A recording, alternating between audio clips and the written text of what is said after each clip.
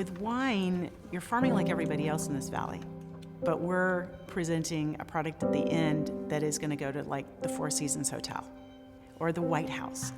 Wine is so much more than just a beverage, especially to our family. Cheers, Taze. Just the other day, my dad turned 85, and Louisa pulled out a bottle of our 1985 Pinot. And then I remembered 1985, wait, that was the year that Robert Parker came in and decided that this was the valley that had been undiscovered, and Ponzi was one of the best winemakers in the world. The goal was to plant a vineyard.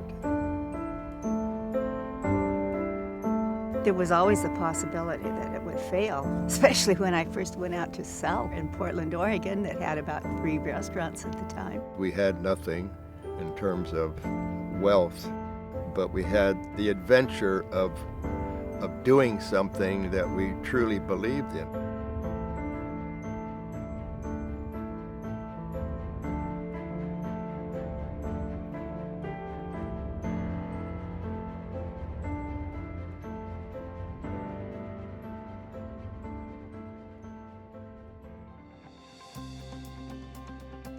My parents were true Oregon wine pioneers.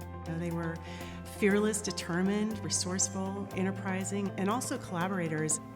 I think that's what led me to follow in the footsteps of my mother in terms of marketing and sales, and it was a natural, really, for Louisa to follow our father's footsteps in his winemaking. Louisa and I have accomplished a lot. We've been working together almost 30 years. We're definitely some of the first women in wine. It wasn't easy to be following in the footsteps of a father who was hailed as one of the best winemakers in the world. My sister is extremely passionate. I tend to want to jump and do things, and she's much more thinking it through and making sure that it's actually the right move, positioning our brand in a way that is for the long term.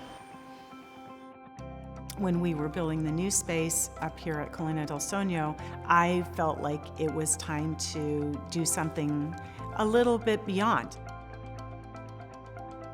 We've been able to really reintroduce people to Ponzi wines and to the valley and to our varietals. We were one of the first to have this sit-down tasting experience, and now, of course, they're all over the valley.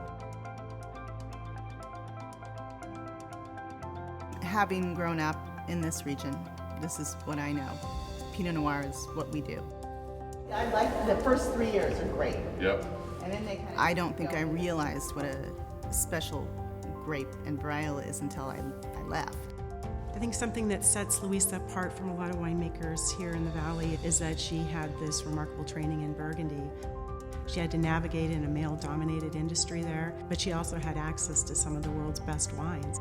And that's something that she was able to come back with and bring to our winery. I'm always kind of amazed that this is what my family decided to do. And I don't know if I would be quite as excited about other varieties, to be honest with you, because this one is so fun. It's a challenge. I approach my wines the same way I raise my children. It's very much respecting what they're about and not trying to imprint yourself. It's really about them and making sure that they are spotlighted and shown for their full potential. The seeds that we planted 50 years ago were to be here for many generations. To love life, and to Nancy, my love and life. It would be wonderful if there was a next generation to this winery. I think there will be, but I hope that that concept that my parents started with to come to this area, make the best wines they can make, continues on.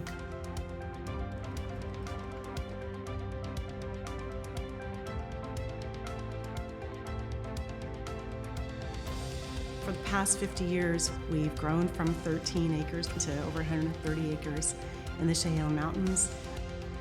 We've built an international business. We are more than just producers, but we're wine growers. We've helped to bring an economic force to our state in terms of tourism. We've maintained our values in terms of being good stewards to the land and responsible with our community and to our community, and for that, we're very, very proud.